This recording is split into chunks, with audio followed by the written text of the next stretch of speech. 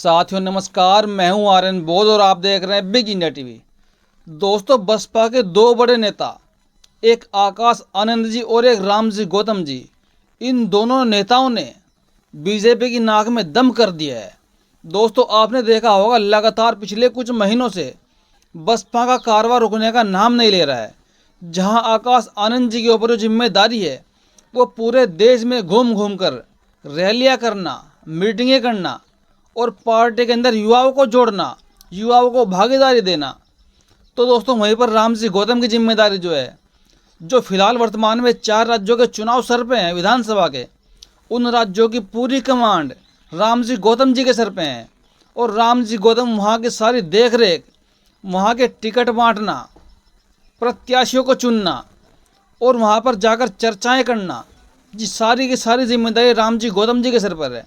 रामजी गौतम कभी तो मध्य प्रदेश में नजर आते हैं आपको, कभी पहुंच जाते हैं तेलंगाना में, तो कभी राजस्थान में, तो कभी छत्तीसगढ़ में। दोस्तों, अभी हाल ही में मध्य प्रदेश और तेलंगाना के अंदर कम से कम 20-20 प्रत्याशियों की लिस्ट जारी हो चुकी है। जी हाँ, बसपा ने जारी कर दी है लिस्ट अपने प्रत्याशियों की। और मध्य प्रदेश और छत्तीसगढ़ में तो जो दो गठबंधन हुए हैं गणतंत्र गोंडवाना गणतंत्र पार्टी से, उनकी पूरी जिम्मेदारी रामजी गौतम जी के सर पर थी। आपने देखा होगा बहन कुमारी मायावती जी न तो मध्य प्रदेश में गई है और न गई छत्तीसगढ़ में, लेकिन वहाँ पर दोस्तों गठबंधन हो गया। यानी कि बहन कुमारी मायावती जी बैठी हैं और वो ट्वीट करती हैं, सिर्फ निर्देश देती हैं, और दोस्तों कार्य करते हैं रामजी गौतम और आकाश आनंद जी। क्योंकि जो दोनों बड़े नेता वर्तमान में बसपा के पास है, कहीं ना कहीं आगे चलकर पूरी बसपा को पूरे देश में फैलाने की पूरी जिम्मेदारी इन्हीं के कंधों पर आकर टिक चुकी है। दोस्तों, बसपा के अंदर रामजी गौतम का कद इतना बढ़ गया है, कुछ लोग तो ये भी कहने लगे थे कि बहन जी के बाद रामजी गौतम ही बसपा के अगले उत्तराधिकारी होंगे। लेकिन बहुत से लोग ये भी कहते हैं कि बसपा के अगले उत्तराधिकारी आकाश आनंद जी होंगे, क्योंकि वर्तमान में आकाश आनंद जी और रामजी गौतम जी के पास, दोनों के पास बराबर पद है। वो भी राष्ट्रीय कोऑर्डिनेटर है और वो भी राष्ट्रीय कोऑर्डिनेटर है। दोस्तों, आकाश आनंद जैसे पूरे देश में घूम घूम कर, कभी वो मध्य प्रदेश में रैलियाँ करते हैं, कभी राजस्थान में रैलियाँ करते हैं, तो कभी हरियाणा में रैली करते हैं, तो कभी बिहार में रैली करते हैं। और दोस्तों, उनकी स्पीच में इतना जादू है कि जहाँ भी वो चले जाते हैं वहाँ से लोग, जनता उमड़ कर आती है। बिहार में रैली में आपने देखा लाखों लोग रैली में आए, हरियाणा के अंदर इतनी मीटिंगें करी, हजारों की संख्या में लोग उमड़ कर आए, बूढ़े बच्चे बुजुर्ग और औरतें तक रैली में आई। दोस्तों, मैं एक बार फिर कहना चाहूँगा, जितनी चर्चाएं वर्तमान में बसपा की हरियाणा में हो रही हैं, मध्य प्रदेश में हो रही हैं, राजस्थान में हो रही हैं, तेलंगाना में हो रही है, छत्तीसगढ़ में हो रही है, दोस्तों उतनी चर्चा वर्तमान में उत्तर प्रदेश में भी नहीं है। दोस्तों, उत्तर प्रदेश से भी ज़्यादा बोलबाला बसपा का वर्तमान में मध्य प्रदेश में हो रहा है, राजस्थान में, छत्तीसगढ़, तेलंगाना में हो रहा है। क्योंकि दोस्तों, बसपा के पास अब ऐसे चेहरे आ चुके हैं जो पूरे देश में जाकर काम करने का काम कर रहे हैं और बसपा का बड़ा नाम कर रहे हैं। और जब से मध्य प्रदेश और छत्तीसगढ़ में दोस्तों बसपा ने गठबंधन किया है, मानो कांग्रेस और बीजेपी की तो हवा ही निकल गई। इनको पूरी तरह टेंशन हो गई है कि अब क्या होने वाला है, क्योंकि जो गोंडवाना गणतंत्र पार्टी है एमपी में, छत्तीसगढ़ में, वो आदिवासी समाज की पार्टी है। और अभी कुछ महीनों पहले, लगभग 1 साल पहले, भाजपा ने एक गेम खेला था आदिवासी को राष्ट्रपति बनाकर, कि आदिवासी समाज का वोट मुझको पूरा मिल जाएगा भाजपा को। लेकिन उनके अरमानों पर बसपा ने पानी फेर दिया। जी हाँ, आदिवासियों की पार्टी से गठबंधन करके बसपा ने भाजपा के अरमानों पर पानी फेर दिया। अब आदिवासियों का वोट बसपा के साथ जाएगा, गोंडवाना के साथ जाएगा। क्योंकि दोस्तों, आपने देखा होगा जब से राष्ट्रपति जी बनी है हमारे देश की, वो एक आदिवासी महिला है और सुनने में आता है कि वो विधवा भी है। तो मोदी जी की राजनीति कैसी है? मोदी जी ने संसद बनाया, उसका उद्घाटन किया, उनको वहाँ पर नहीं बुलाया गया, जबकि वो हमारे देश की पहली नागरिक है। फिर उसके बाद उसमें एंट्री की गई, शिलान्यास किया गया, तब नहीं बुलाया। और दोस्तों अभी हाल ही में महिला आरक्षण बिल पास किया गया, संसद का विशेष सत्र चालू किया गया 5 दिन का। उसमें मोदी जी ने किसको बुलाया? फिल्मी एक्टरों को, और वो भी जो सारे सवर्ण समाज से थी। मात्र एक उनमें एक्टर किसान की बेटी थी, जहां पर द्रौपदी मुर्मू जी को मौजूद होना चाहिए था, वहां पर मोदी जी किसी और को बुला रहे हैं। ये कैसी दोगली राजनीति है? क्या भाजपा सरकार सिर्फ दलितों को, पिछड़ों को, आदिवासियों को जो पद देती है वो सिर्फ वोट के लिए देती है? उनको सिर्फ उनके लोगों का वोट चाहिए, बाकी उनका काम सिर्फ साइन करना रहता है? दोस्तों इस राजनीति को यहाँ के लोग अब समझ चुके हैं कि बीजेपी क्या खेल करती है। लेकिन दोस्तों बीजेपी के इस खेल पर बिहार की सरकार ने ऐसा डंका मारा है, ऐसा हथौड़ा मारा है, ऐसी चोट दी है, पूरी की पूरी बीजेपी, पूरा का पूरा आरएसएस धराशायी रह गया। क्योंकि बिहार के अंदर जातिगत जनगणना के आंकड़े जारी करके नीतीश कुमार जी ने बीजेपी के अरमानों पर पानी फेर दिया। मोदी जी लंबे लंबे भाषण देते जा रहे हैं, लेकिन ओबीसी का नाम लेने की उनकी हिम्मत नहीं हो पा रही है। क्योंकि कहीं ना कहीं उनको हाईकमान से, आरएसएस चीफ से प्रेशर है कि आप ओबीसी के मुद्दे पर मत बोलिएगा, आप कास्ट सेंसस पर चुप रहिएगा, वरना आपको भारी पड़ने वाला है। क्योंकि मोदी जी के जो ओबीसी वोट था मोदी जी के पास, उसमें नीतीश कुमार जी ने सेंध लगा दी है। बिहार के अंदर जातिगत जनगणना के आंकड़े जारी करके बिहार के अंदर ओबीसी की संख्या 63% है। जो लोग गाते फिरते हैं कि देश में ओबीसी 40% है, 45% है, 50% है, 55% है, लेकिन दोस्तों नहीं, ये बिहार के आंकड़े साफ जाहिर करते हैं कि देश में ओबीसी की आबादी 63% है और एससी एसटी की आबादी 20 से 22% है।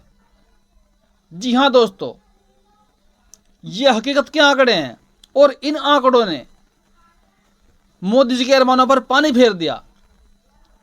क्योंकि मोहन भागवत के बयान बार बार आते हैं कि जातिगत जनगणना सही नहीं है। बीजेपी इसका विरोध करती है एक तरीके से चुप रहकर। जब समर्थन में कोई बात नहीं बोली जाती, इसका मतलब वो विरोध में होते हैं।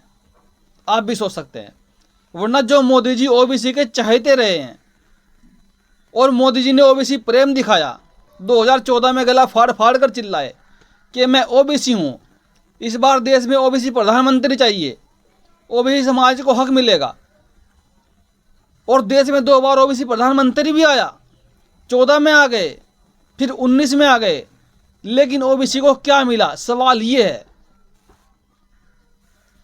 और जो लोग हमारे देश में अपनी जाति पर गर्व करते हैं, गर्व से लिखते हैं सरनेम, मैं फलाना, मैं ढिमका, और वही लोग जनगणना के खिलाफ हो गए, जनगणना से खुश नहीं है। क्योंकि बहन जी ने भी साफ साफ कह दिया है कि कुछ लोग इस आंकड़ों से, कुछ पार्टियां असहज हैं, वो सहमत नहीं है, उनको दुख हो रहा है इस चीज का। और ऊपर से नीतीश कुमार जी ने बिहार के अंदर जो सवर्णों का ईवीएस कोटा है, आरक्षण है, जो गरीब सवर्णों को नहीं मिल रहा है, एक कैबिनेट की मीटिंग बुलाकर तुरंत उनको भी उनका हक दे दिया। तो दोस्तों इससे तो बीजेपी के कलेजे पर सांप ही लौट गया कि नीतीश कुमार जी ने यह क्या कर दिया। पहले ओबीसी को छीन लिया, अब सवर्ण समाज को भी छीनने जा रहे हैं नीतीश कुमार जी। क्योंकि जो नीतीश कुमार जी है वो लगभग 18 साल बिहार के सीएम रह चुके हैं, बीजेपी की रग रग को जानते हैं।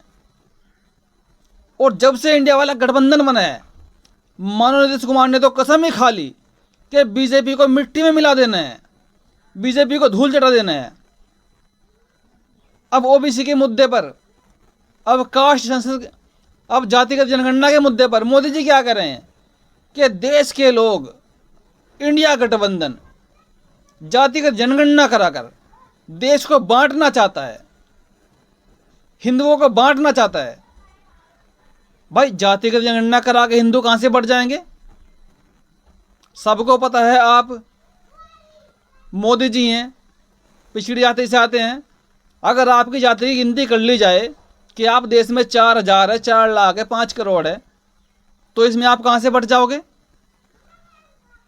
भ्रम फैलाते हैं देश में कि देश बट जाएगा, हिंदू बट जाएंगे। हिंदू तो हिंदू ही रहेगा।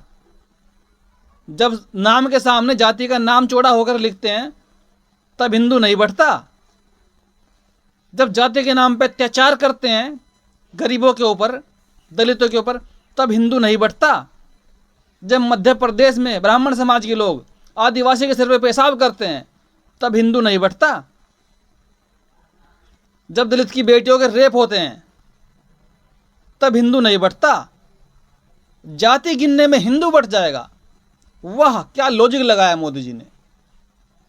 दोस्तों, मोदी एंड कंपनी, पूरी बीजेपी, पूरा आरएसएस घबरा चुका है, क्योंकि इंडिया वाले गठबंधन ने साफ साफ कह दिया है कि बिहार की तर्ज पर हम पूरे देश में जातिगत जनगणना करवाएंगे और उनको उनके हक भी देंगे। कम समय में जाति आधारित सर्वे के आंकड़े एकत्रित एवं उन्हें प्रकाशित कर बिहार आज एक ऐतिहासिक क्षण का गवाह बना। दशकों के संघर्ष ने एक मील का पत्थर हासिल किया। इस सर्वेक्षण ने न सिर्फ वर्षों से लंबी जातिगत आंकड़े प्रदान किए, बल्कि उनकी सामाजिक आर्थिक स्थिति का भी ठोस संदर्भ दिया है। अब सरकार त्वरित गति से वंचित वर्गों के समग्र विकास एवं हिस्सेदारी को इन आंकड़ों के आलोक में सुनिश्चित करेगी। इतिहास गवाह है कि भाजपा नेतृत्व ने विभिन्न माध्यमों से कितनी तरह इसमें रुकावटें डालने की कोशिश की है। बिहार ने देश के समक्ष एक नज़ीर पेश की है और एक लंबी लकीर खींच दी है। सामाजिक और आर्थिक न्याय की मंजिलों के लिए आज बिहार में हुआ है, कल पूरे देश में करवाने की आवाज़ उठेगी, और वो कल बहुत दूर नहीं। बिहार ने फिर देश को दिशा दिखाई है और आगे भी दिखाता रहेगा। जी हाँ, ऐसे ऐसे बयान विपक्षी नेताओं के आ रहे हैं जिससे बीजेपी के कलेजे पर सांप लौट रहा है। जो बीजेपी नहीं चाहती, नहीं करना चाहती, वो देश के पिछड़े नेता कर रहे हैं, क्योंकि अब वो जाग चुका है। अब वो एकजुट हो रहा है कहीं ना कहीं। और जो देश में 15 वर्सेस 85 की राजनीति है, अब पूरी तरह वही होने वाली है। अब जो 85% वाला वर्ग है वो अवेयर हो रहा है, वो जागरूक हो रहा है, अपने हक अधिकारों के लिए जाग रहा है कि उनका हक खा कौन रहा है। उनको पता लग चुका है, क्योंकि वो लोग पढ़ चुके हैं। और दोस्तों, इस पर बसपा के बड़े नेता आकाश आनंद जी ने क्या कुछ कहा है। बिहार में जाति जनगणना के जो आंकड़े जारी हुए हैं उसका स्वागत है। हमारे पूज्य मान्यवर श्री काशीराम साहब ने भी सबसे पहले नारा दिया था कि जिसकी जितनी संख्या भारी उसकी उतनी हिस्सेदारी। और यह भी उतना ही सच है कि बाबा साहेब के सिद्धांत पर चल रही हमारी आदरणीय बहन मायावती जी की शासन प्रशासन अनुशासन वाली सरकारों में ही ओबीसी समाज का सबसे ज़्यादा आर्थिक, सामाजिक और राजनीतिक विकास हुआ है।